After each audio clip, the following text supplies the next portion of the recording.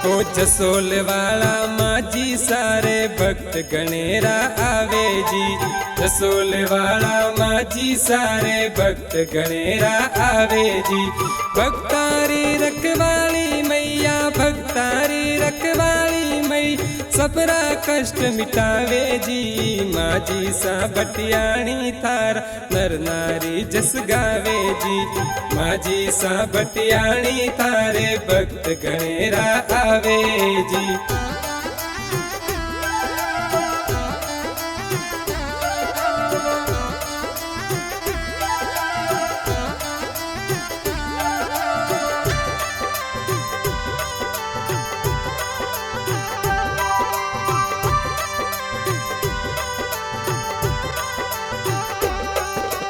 जोगीदा में जन्म लियो थे माजी सा बटियाणी जी।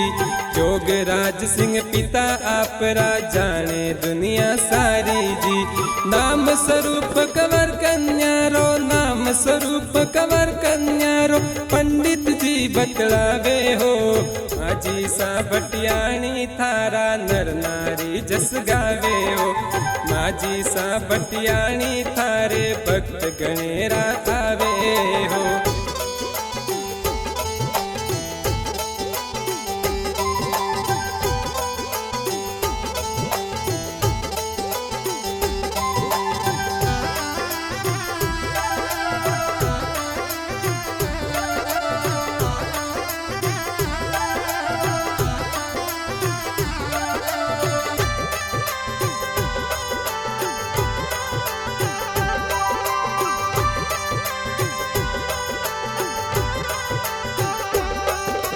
जसोलगढ़ में राठौड़ा घर थारो लगन लिखायो जी।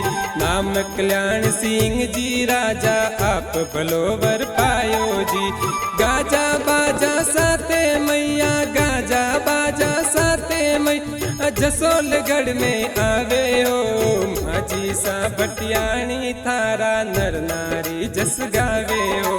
माजी सा बटियाणी थारे भक्त गणेरा आवे हो।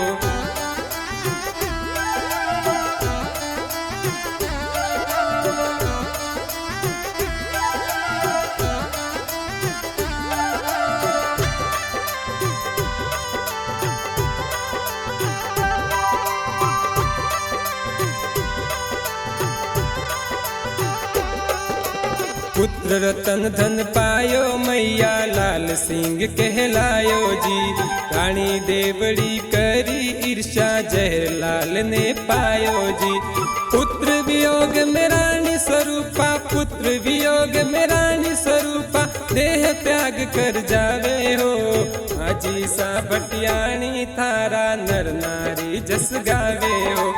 माजी सा बटियाणी थारे भक्त गणेरा आवे हो।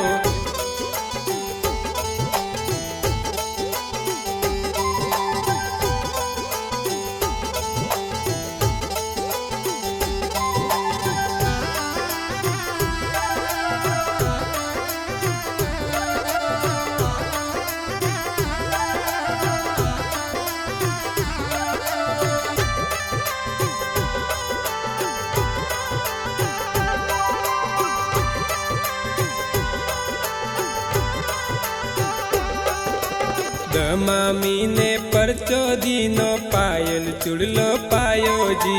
माजी सा बटियाणी थारो नर नारी जस गायो जी। जसोल वाला माजी सा ने जसोल वाला माजी सान चार खूंट में ध्यावे हो। माजी सा बटियाणी थारा नर नारी जस गावे हो। माजी सा बटियाणी थारे भक्त गणेरा आवे हो।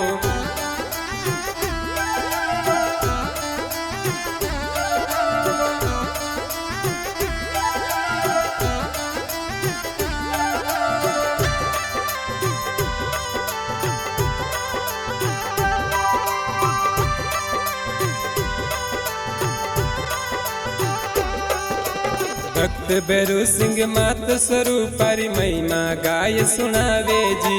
मोत्या वाला माजी सारे चरणा शीस नवावे जी। जसोल वाला माझी सा कोई जसोल वाला माझी सा कोई थारोड़ा गुण गावे जी माझी सा बटियाणी थारा नर नारी जस गावे हो माझी सा बटियाणी थारे भक्त गणेरा आवे हो।